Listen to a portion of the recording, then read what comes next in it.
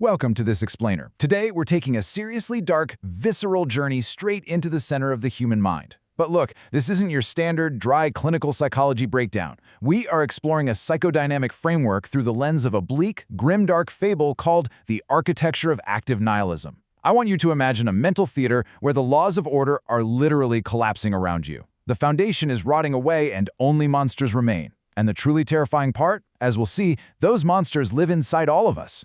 So let's dive right in. Those who fear growth will always choose the safety of the dust over the fire of transformation. Now, that quote right there, that is the absolute core of our psychological tragedy today. It's heavy, it's brooding, and it perfectly captures that vicious internal struggle we all face. The choice between just remaining comfortably stagnant in the dark or enduring the intense, glorious ache of actually overcoming yourself. Act 1. The Theater of Shadows. Okay, welcome to the Gilded Hollow. It's this mental theater wrapped up in a super fragile illusion of order, completely hiding the rotting reality underneath. There are three primal entities haunting this stage. First, you've got the High Judge. He's sitting way up high on this throne of rigid legalism, clutching a gavel that basically just represents a sterile, desperate desire for safety. Dancing around him is the Jester, completely mocking the judge's moral virtue, treating the whole system like it's just a collection of hollow toys.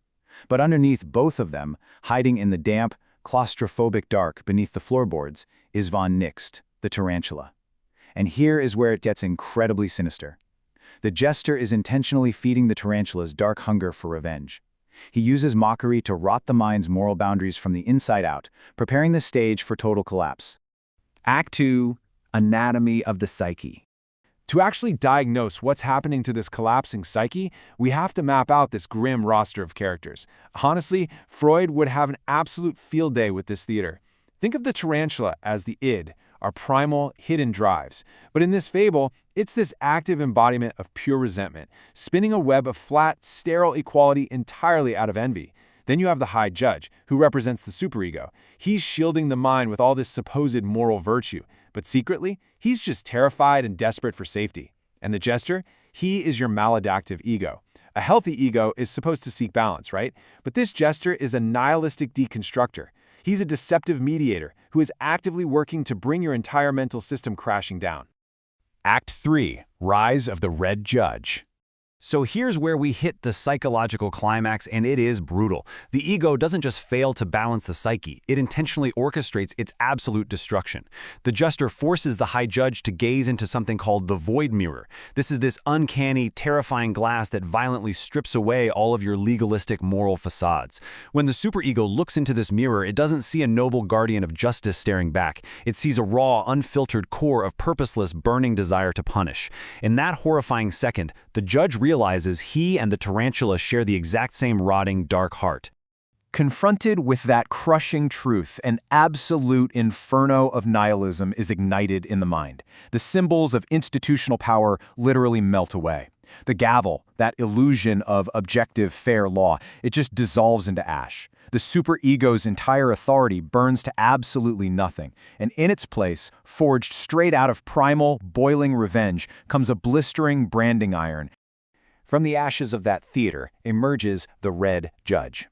The superego and the id have violently merged together into this terrifying, skeletal entity of active nihilism, and it takes absolute control over the mind. The concept of pursuing justice is totally dead. It has been entirely swallowed up by a machine of pure retribution. The Red Judge doesn't care about balance. He seeks only to mark the world with permanent, silent scars, punishing strictly for the sick sake of punishment itself. Act 4. The Fire of Becoming. Now, there is a way out of the Gilded Hollow. If we shift our view high above the suffocating dust of the theater, we meet Das Wanderer. If the Jester was the maladaptive ego that destroys everything, Das Wanderer is the adaptive ego, the true creative architect of the self. Looking down from the heights, he sees the tarantula's so-called peace for exactly what it is, a sterile tomb and a pathetic mask for decay.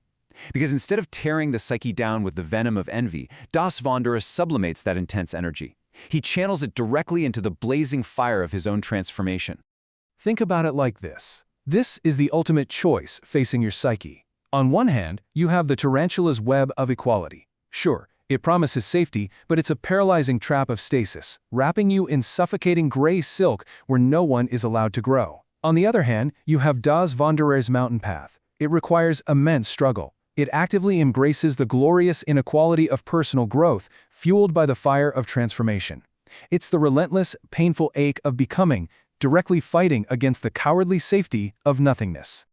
To truly grasp the abyss between these two paths, listen to the bleak, mechanical voice of the Red Judge, completely lost in active nihilism. He says, "I discard the gavel, I leave the mark of the iron, permanent, silent scars upon a world that deserves nothing but the ash of its own hollow virtues."